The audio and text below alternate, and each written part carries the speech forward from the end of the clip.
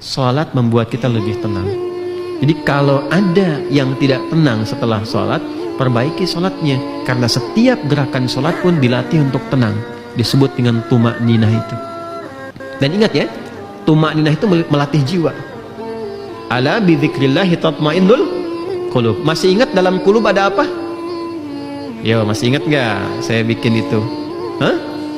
Saudara di atas ada nafas. Masih ingat?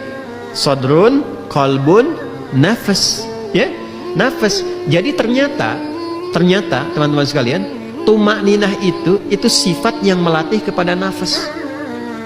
Dan nafas kalau sudah tumakninah itu berubah menjadi namanya mutmainnah. Ulang ya. Tumakninah dalam sholat itu melatih kepada jiwa supaya tenang. Ala bidzikrillahi tatmainnul qulub. Qulub itu jamak dari kata qalbun. Dalam qalbun ada nafas. Dalam nafas ada takwa dan fujur.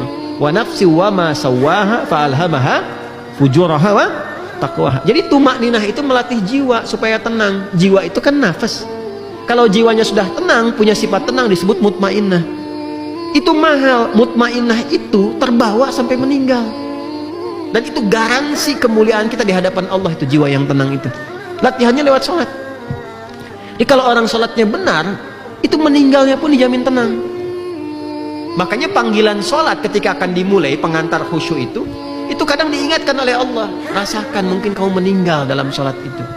Itu ada isyarat di Quran surah kedua Al-Baqarah di ayat 45 sampai 46. Wasta'inu bis-sabri was-salah wa innaha lakabiratun illa 'alal khashi'in. Siapa khashi'in di situ? Ayat 46. Alladzina yadhunnuna annahum mulaqu rabbihim wa annahum ilaihi raji'un.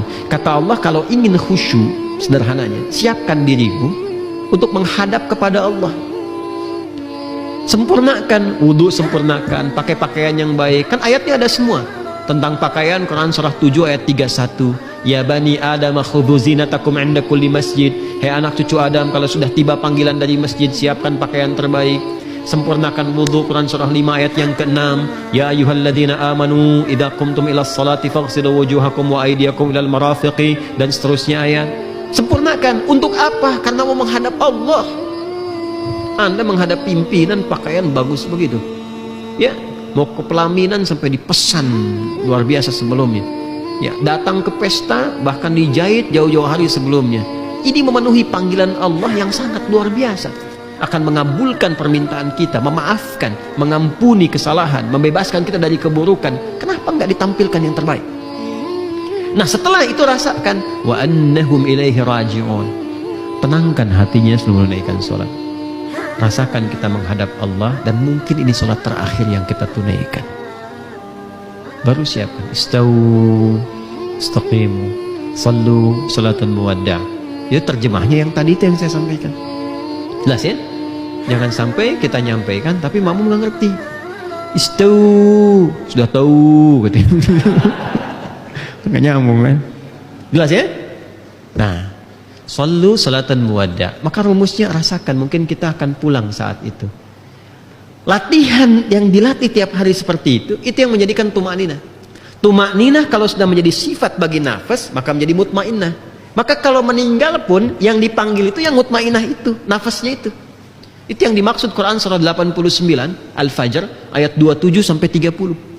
Ya ayyatuhan nafsul mutmainnah, irji'i ila rabbiki radiyatan radiyah fadkhuli fi ibadi wadkhuli jannati. Itu.